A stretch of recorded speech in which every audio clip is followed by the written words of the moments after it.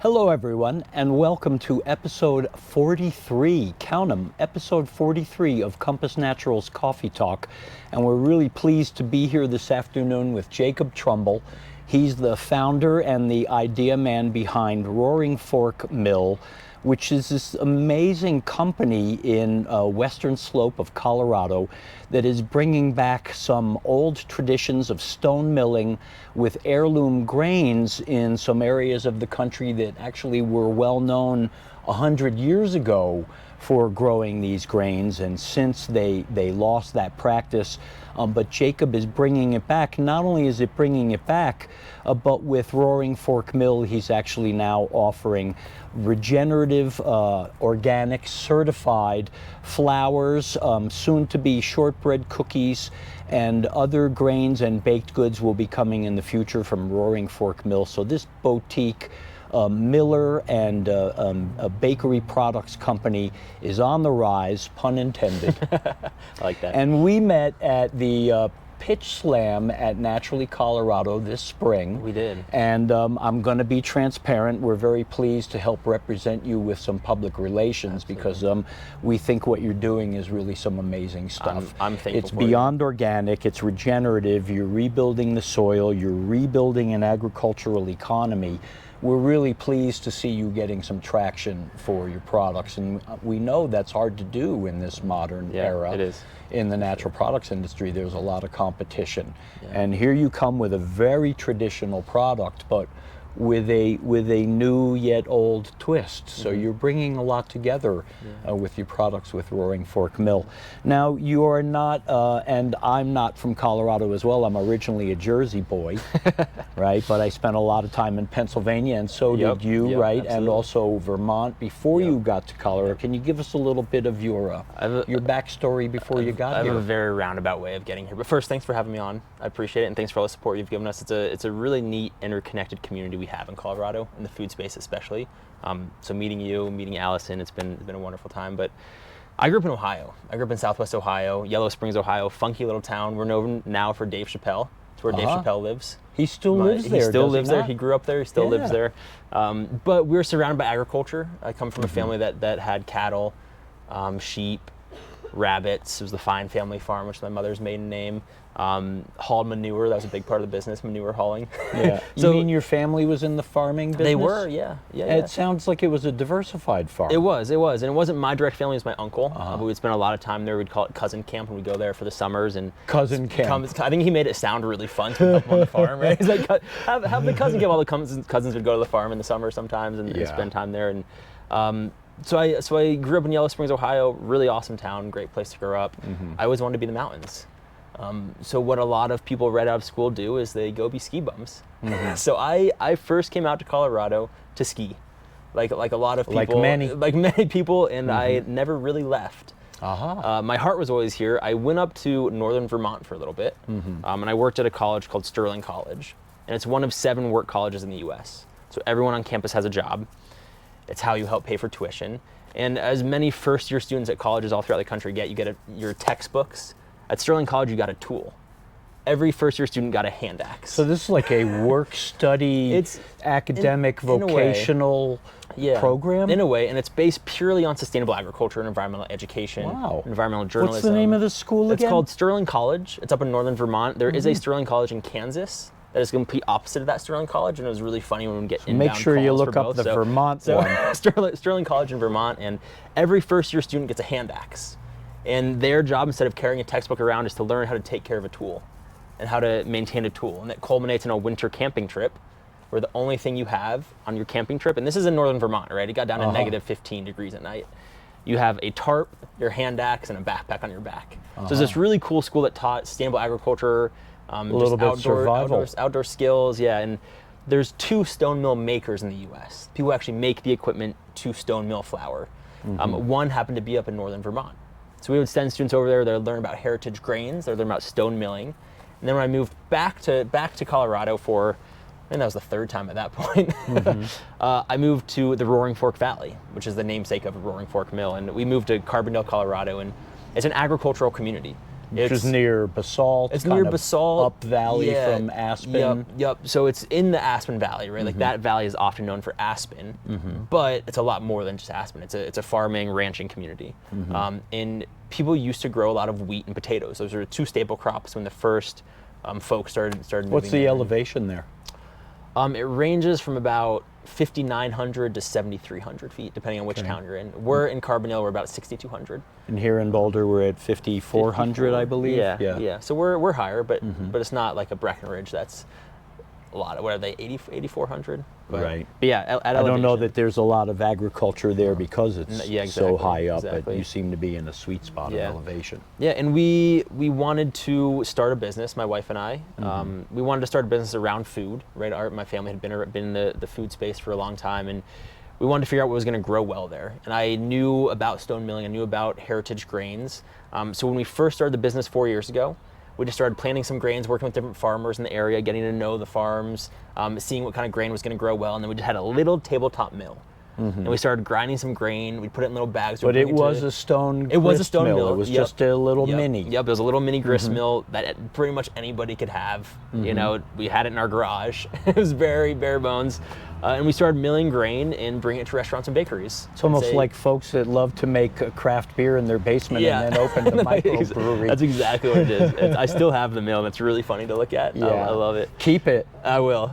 Yeah, we have another client that kept the Vitamixer that she made the original power bar in. Still uses it. Oh, yeah. I mean, you have to start somewhere, right? You have to start somewhere. So if you have a passion for something. Machine.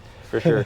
So we started going around to restaurants and bakeries, and we realized the demand was a lot higher than what we could meet. You know, so we very quickly started realizing, okay, how do we actually build out? What do you mean, the retailers? Yeah, the restaurants and the bakeries. They said, wanted this is product. excellent. We want locally grown grain. We want these heritage varietals that have a lot more flavor than typical flour we're used to buying. So we very quickly started building out a network of grain growers in the area we're in. We started building out a mill house on our property up there as well, building a facility, which is hilarious stories. And now you've got to move beyond your small. We do. We need to. We're already starting to build beyond that. But with our small stone mill, we now have a really large industrial style stone mill. Wow. That we have. So we do quite a few hundred pounds of flour an hour. Did you have to import that machine? No, that's the one that's made up in northern Vermont. So that's from New American Stone Mills. U.S. made, U.S. When you order it, how long does it take for you to get one of those? A few months. Because he builds it. He builds it all by hand. Yeah, he builds them all himself. Yep. Wow. New American Stone Mills. They're excellent. The granite's right there in Vermont. The made first time from Vermont granite stone mill. So why stone milling? I read a little bit about how it preserves all the nutrients, the oils. Yeah. Tell us a little bit about, so there's the whole heirloom grain tradition, but now, and you know, I worked early on with Arrowhead Mills, and they stone milled a lot of flours and baking mixes, so I'm somewhat familiar, but I think you're really approaching it in a much more like kind of artisan way. Yeah, well there's many components to stone milling, right? And many benefits. One, stone milling mills at a cooler temperature.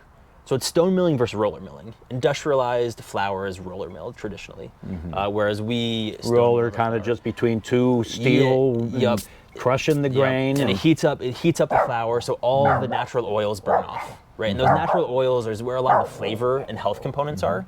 See, they agree with it as well. Yeah. Right? They say stone milled flour. Anytime they bark, it's a good thing. Easy now, guys. So stone milling, it mills at a cooler temperature, right? It keeps all the natural oils in, and then it also keeps all the germ and the bran and the endosperm intact, which is what whole wheat flour is. So it's a much healthier version of flour. Yeah. Because you can actually smell when a flour like goes rancid. Yeah, you can. You know. Yeah, and a lot of roller milled flour, right? It has an infinite shelf life. It's what you buy at the store. It's enriched. It's bleached. And it doesn't have any flavor or nutritional value to it, right? When you use a bag of our flour, especially bakers that use a 50-pound bag for the first time, they can't believe how good it tastes, right? Because we've forgotten that flour can actually have flavor to it. And that comes not only from how we mill it, but the grain we use. I know it even has an aroma. An aroma, yeah, absolutely, yeah. Does it mean, though, that you have to use it faster, like the shelf life? It does have a shorter shelf life. We usually say 6 to 7 months. It's really good for up to a year. What happens is the oils just start to, dissipate a little bit. So it's not going to go rancid, but you're going to lose some of that like flavor and value to it. So one, it's a healthier version of flour, more nutritional density, more flavor. It's also easier to digest. Right? You hear so many people now talking about gluten sensitivities and not being able to eat gluten. I have people coming to me all the time saying, what's your gluten-free flour? And I say, actually, we have healthy gluten. We have gluten you can digest. Yeah, there's a little bit. I'm glad you're bringing this up because, I mean, I understand gluten intolerance is real for many, but I also think there's a little bit of the myth of gluten in a sense here. It's been villainized, and for good reason in some regards, right? So a lot of the reason that people are having gluten sensitivities is how how flour is processed. So that's roller milled flour. It's what's sprayed on the wheat. It's glyphosates. Yeah, so the glyphosate, the Roundup. Our bodies cannot digest that, right? It's a chemical that our body cannot digest, and most modern wheat varietals are now reliant on that.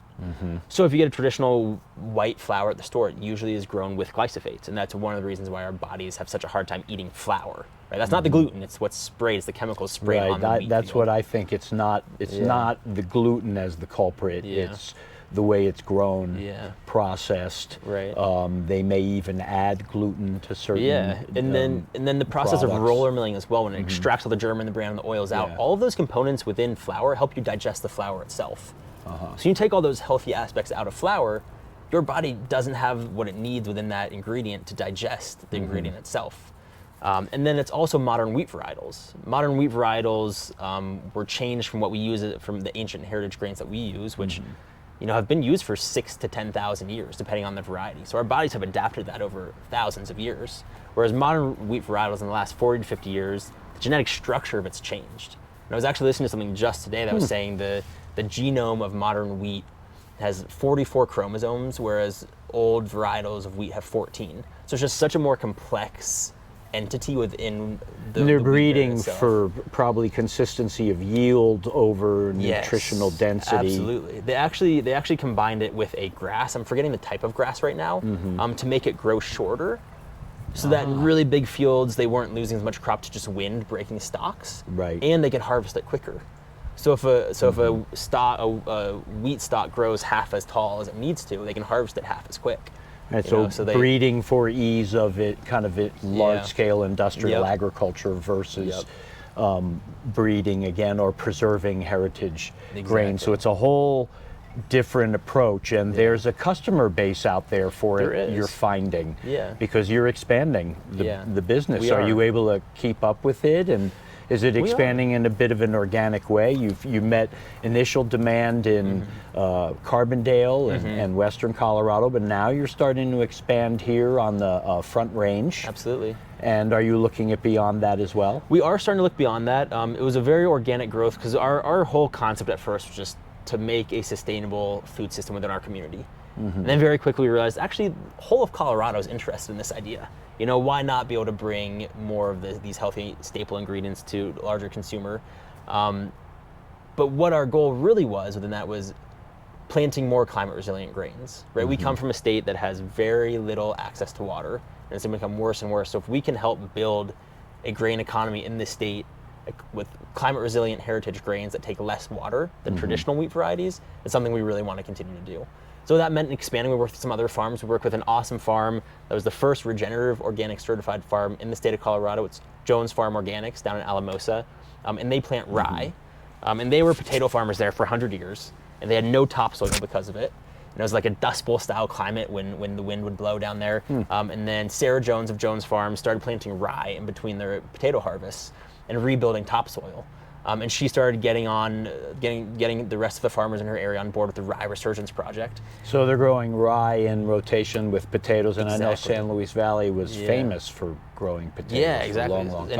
And now hopefully they're going to become famous for these climate resilient grains that are rye. Wow. Right, because it needs so much less water, which is crops that we need to keep planting. I think we should take just one moment to can you give me the elevator explanation of regenerative? What is different or unique about that beyond organic, which is no synthetic pesticides, fertilizers?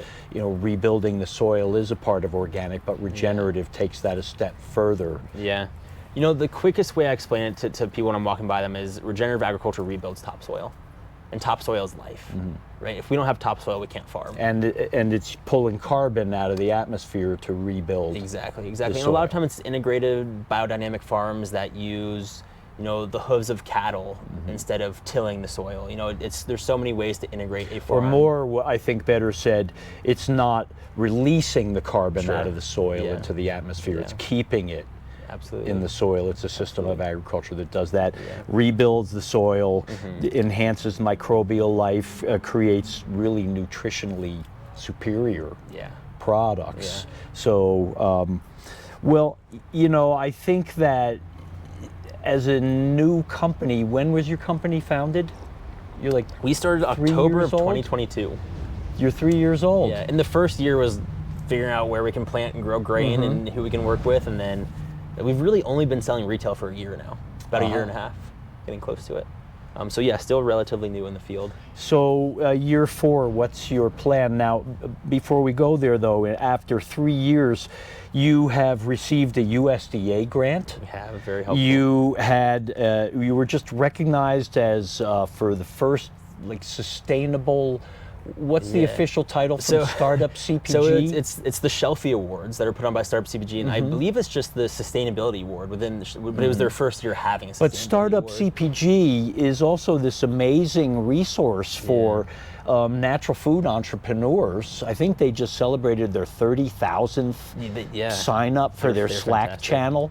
But it's an incredible resource, and you're going to be hopefully a part of them when we see you in March. And if anybody's interested in getting into the CPG space, I learned 60% of how I've grown my business by just listening to their podcast. Really? It's fantastic. They interview founders, they talk about distribution, operations, and so on and so forth. And it's like going to YouTube Academy, right? Yeah. Everything you need to know now is on YouTube. Whereas podcasts are also a great it's space. kind of the school of natural foods. The business. Yes, it's been super helpful, and we're really thankful to win that award. Yeah, I well, think there's 1,800 congratulations. Thank you. Talk to us about the USDA grant, because that's significant too, especially in today's era where they're really holding on to funding versus... Well, we received the award, and I think 3 weeks later they said, and you should spend it quickly because it might go away. Well, there you go. Yeah, so it was the USDA Business Builder Grant, and it was for diversified grain markets. Because a big part of what we are as a company is the middle supply chain. Right? We want to create consumer demand for our products so that we can support farmers who are growing more climate resilient grains, more regenerative organic certified grains. And farmers need a market to sell their grain to, right? So as the middle of the supply chain, we are the consumer facing entity of regenerative organic certified grains. And this USDA grant was supporting us in getting more of those out to consumers, helping to create educational campaigns, right? A lot of people don't know what a heritage grain is. A lot of people don't know what regenerative organic farming is, don't know what regenerative organic certified grain is. So it's a chance for us to create value-added products with these grains, right? Through the fact that we're producing them into flour, and then also create educational campaigns to grow market demand for them. It takes a while for the consumer to go from white flour to realize the benefits of whole wheat flour. Yeah. Now from whole wheat flour, they have to learn the nuances. But there is always an avant-garde pack that really helps appreciate what you're doing and helps mainstream it. I'm certainly seeing, as I'm just kind of noticing now, is the regenerative label. It seems like many natural brands are certainly looking at it.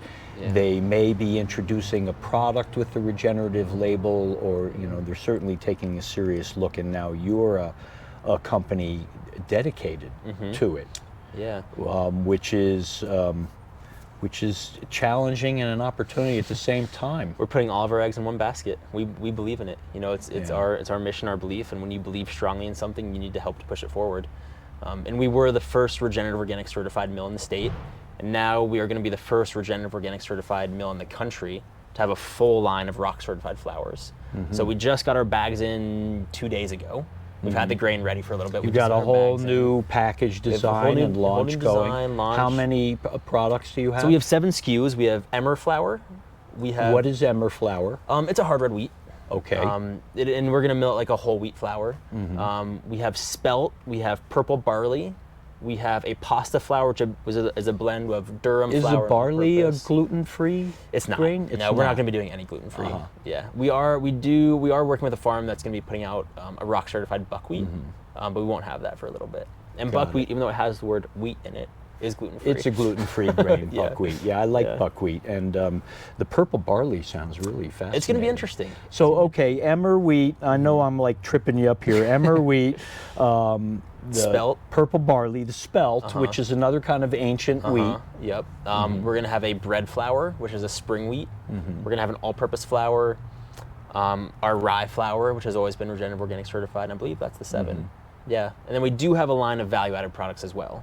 And talk about them, because I think you're introducing them into the market this coming year. And it's a really big place for growth for us, because we recognize there's a small subsect of people who want to buy a bag of flour. There's a lot more people who want to buy a bag of cookies. So producing the Regenerative Organic Certified flour, we were thinking, like, what other things can we make with this flour to, again, drive more demand for these climate resilient grains? And we started making shortbread cookies. We've been doing R&D work on it for almost a year now. They're delicious. They're gonna be the first rock certified cookie to market.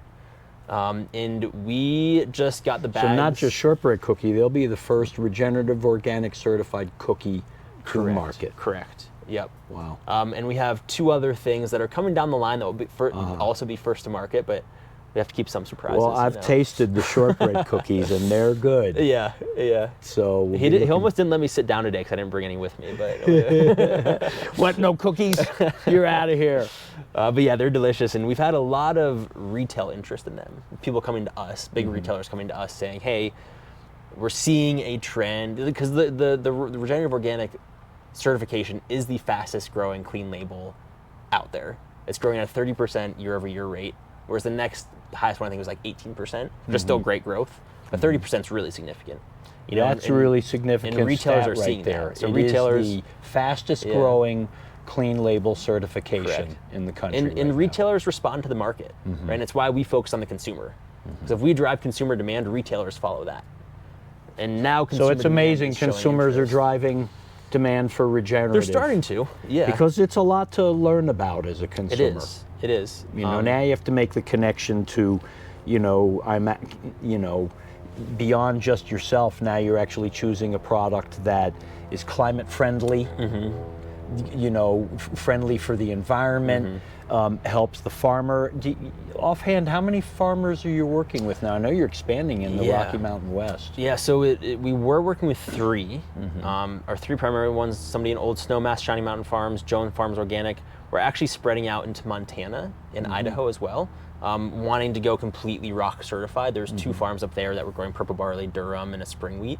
So it's Thousand Springs Mill and Villicus Farms that we're now going to start working with. Are you looking for more farmers to work with? Absolutely. Yeah. Any grains in particular you want to bring in? Any heritage grain, if you grow it and it's rock certified, we will take on selling it to the consumer. We will create the market for it. So if you want to take on becoming rock certified, which we would love, that's our goal, right? Is to create more acreage that's Regenerative Organic Certified, growing climate resilient heritage grains. If you have a SKU, like we've been growing Rouge de Bordeaux, people love Rouge de Bordeaux. We need to get that on a farm. That's a wheat originally from France. It's a heritage bread flour that came over in the 19th century from France. Traditional bread flour, we actually use it for like brownies and cookies and pancakes. So it's really rich, it's delicious. See, the love Rouge de Bordeaux. Pepper agrees. It's a good one. Well, so we have some value-added finished product coming on this year, which is really exciting. I think you're hoping to show them at Expo West, which is the biggest natural products show in the world. Absolutely. Yeah, we're excited for that. And so you've been going through a lot. So, okay, you have your own resilience, it seems to me, and you have an incredible attitude and energy. I appreciate it. The Naturally Colorado thing is all about collaborating with others. So what advice, because you're in it, you're growing your business right now, and I know you're experiencing pain and excitement and lots of pain points along the way. Well, what advice for other entrepreneurs? Because we want to encourage, don't be afraid to follow your dreams. It's great. And one thing I found beautiful about the food space, especially the CPG space, is people are really happy to help. You know, it's like we have a passion for it, especially the organic and regenerative organic spaces. People are really happy to help. So one, put yourself out there. Like we met each other when I went to a pitch competition. It's the first time I'd ever been to a pitch competition. I think we got dead last, but it was so much fun. It was a great learning experience for us, and we made awesome connections. And it's your first pitch competition, so you got good practice for the next one. For sure, and you have to be willing to take that step, put yourself out there, because as a founder, you're often talking to yourself over and over, right? So you have to share your idea with other people. And throw it around, and it'll come back and much better to you. Also, find the networks in your area, right? We started really small, and as soon as we wanted to expand, I started Googling heritage grain in Colorado. And just through a Google search, I found the Colorado grain chain. And we live up in the western slope, so we're disconnected from everything that's happening in the Front Range, which is Denver and Boulder area, and that's where a lot of the market is happening. So we found the Colorado grain chain, which does a phenomenal, they're a nonprofit, they do a phenomenal job of connecting all the growers with the millers, distillers, brewers, everyone that's using grain in the state of Colorado. So there's networks like that all around the country. And then Naturally Network, right? There's Naturally Networks set up throughout the country as well. And again, it's a way to... It's kind of the national hub for all the naturally based city and organizations. We have a natural network. Is it Colorado or Boulder? We're Boulder, Naturally right? Colorado. It was Boulder, originally Naturally Boulder, which started the whole thing. And it's a great way to share information is what I really see it as. Is, you can meet other founders who are in the same stage you are. So don't be shy. Get out there and ask for and share information and join one of the Naturally Network organizations, which is in 11 cities or something like that now. Naturally Colorado, Naturally New York, Naturally Bay Area. Look it up.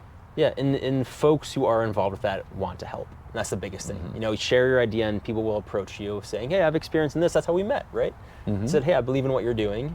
If I wouldn't have gone there and talked about it. The power of networking. Yeah, power of network. It is a and network. there are a lot of resources out there. Again, I think Startup CPG is a great resource for you to build on, and where you're able to network and learn from many. Naturally Colorado is another great resource, and just talking with peers, mentors, and we're very pleased to work with you. And it's an honor for me. It's you bring a lot of great energy, I think, to our industry, and appreciate it. we wish you the very best, because in the end we do need to incorporate more regenerative organic agriculture. I think also what you're doing for farmers in uncertain times is helping them find domestic markets for their products, which I think becomes more important by the day. I was talking to a farmer just today about how they're shipping most of their grain to Korea. And he's like, I would much rather sell my grain to you. Right. Well, if you're selling something to China, they might not be buying right now. So farmers do need alternative markets. So I think, again, what you're doing for your local community, for the greater community, for the climate, for the environment. I mean, small dreams can have really big impact, and we absolutely want to see growth of more businesses dedicated to ROC products. For sure. So, any last thoughts? Enjoy what you're doing. Are you having fun? I absolutely am having fun. And one of the beautiful things is it's a family-run business. Yeah. So we have 5 family members working on the business, so all of our business meetings are And you have a new generation. You have a new baby. We do. I should say 6 family members now. Yeah. He's free labor. He's not the sketchy cousin. So I have a 6-month-old at home. Oh. Yeah, Bo Augustine Trumbull. He's a sweetie. Well, you'll be putting them to work soon. No, enjoy. Being a founder, starting up a business, you spend a lot more time working than you do if you had a 9-to-5. So you have to really have passion for it, and to really enjoy it. And if you have passion for something, you're willing to work hard, you will find a way to make it happen. Well, I know it's a challenge for all that balance, but it sounds like you're juggling it pretty well. Yeah, we're happy to do it. Jacob Trumbull, Roaring Fork Mill, thank you very much, man. It was a pleasure. A handshake, and let's do a toast. Wonderful to be here. Compass Coffee Cheers. Talk. Cheers We'll to see you you all. next time.